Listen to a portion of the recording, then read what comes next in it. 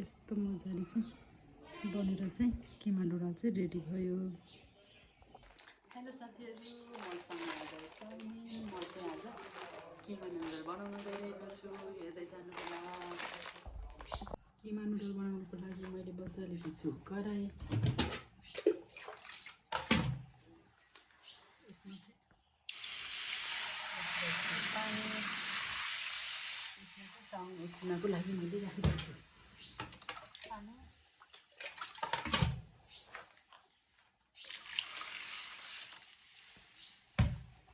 राख्दैछु पानी।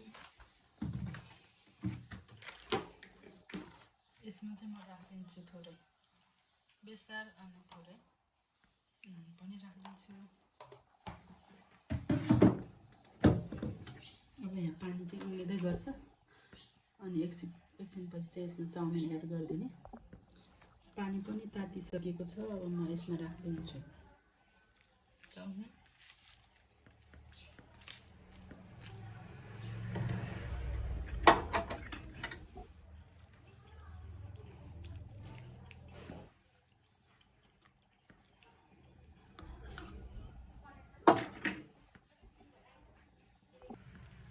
अहिले चाहिँ कति मजासँग यो चाउमिन पनि पाकिसकेको छ है। 10-15 मिनट राखेपछि चाहिँ चाउमिन पनि पाक्छ है। यसरी चाउमिन पनि पाकिसकेको छ अहिले।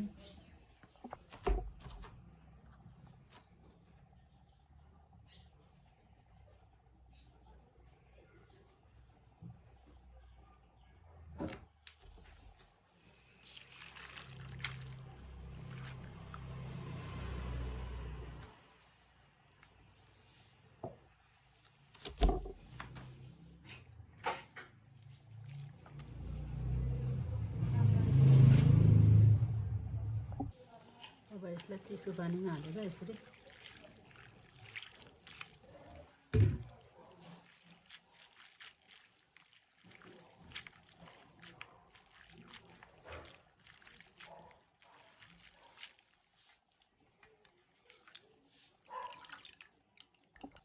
यसलाई चाहिँ अब किमा नुडलमा मजाले मिक्स पार्नुपर्ने हुन्छ। अनि त्यही भएर यसलाई चाहिँ केही गर्नु पर्दैन। अब यतिकै पानी तैराउनु पुरै राख्दिने। एकछिन यो रहेको छ मासु। अब यसलाई चाहिँ म मसिनो काटेर किमा बनाउँछु।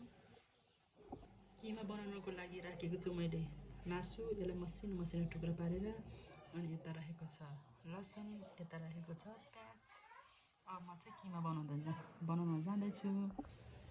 किमा बनाउनको लागि मैले बसालिसकेँ कराई। अब म चाहिँ त्यसमा तेल राख्न जाँदैछु।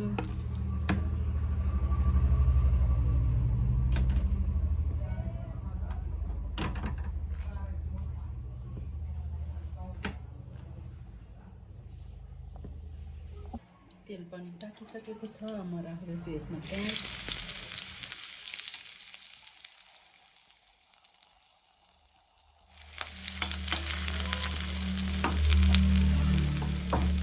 यसमा राख्दैछु लसुन।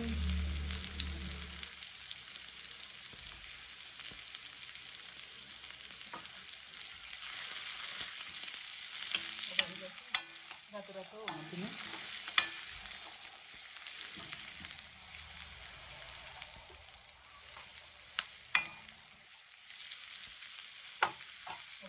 रातो भइसकेपछि यसमा राख्ने अघि चाहिँ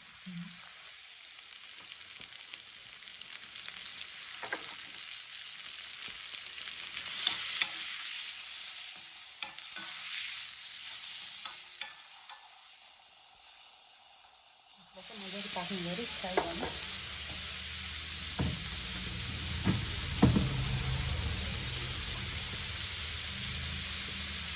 यसमा राख्ने थोरै बेसार।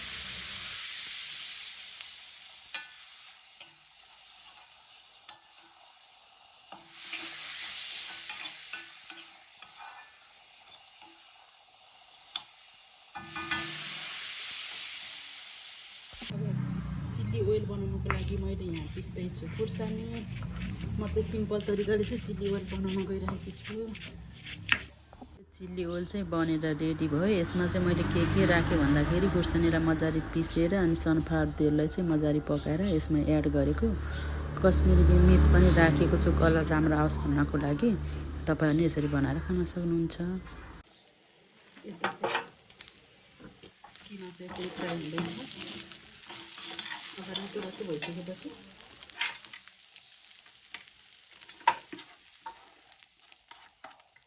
अब मैले राखेको लसुन र खोर्सानीको पेस्ट पनि राखेँ।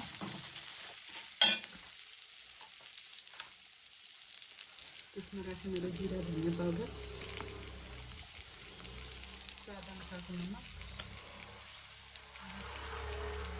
त्यसमा चाहिँ कश्मिरी लाल मिर्च राखेर चाहिँ यसरी चाहिँ मिक्स पार्दैछु।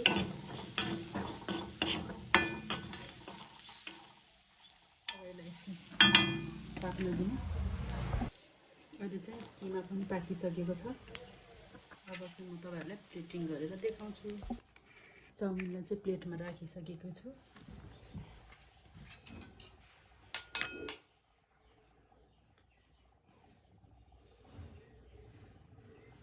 यसलाई चाहिँ म यसरी सोया सस चाहिँ यसरी राखिदिएको छु।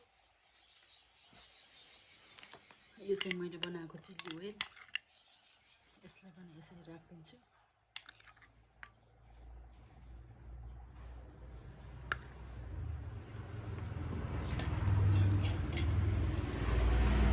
यो चाहिँ अघि बनेको चिकन,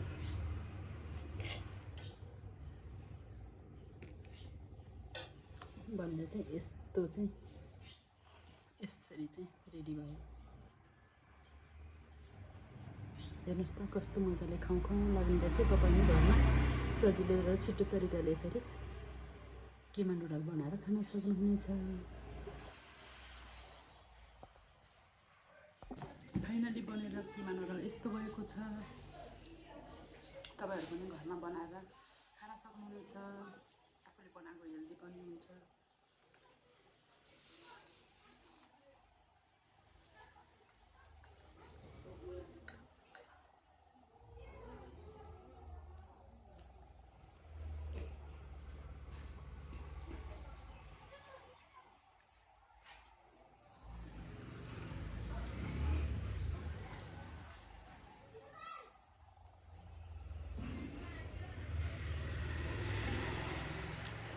आफूले बनाएको हेल्दी टेस्टी पनि हुने, त्यो भएर चाहिँ म चाहिँ आफै बनाएर खान्छु घरमा। तपाईहरुले बनाएर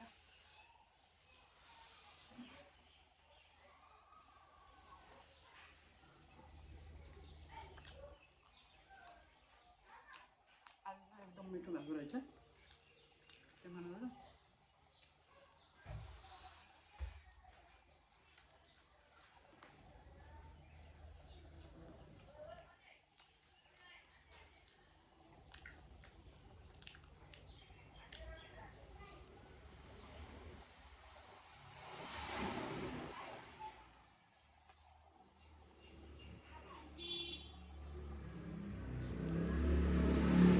आफ्नो घरमा बनाएर खानु होला।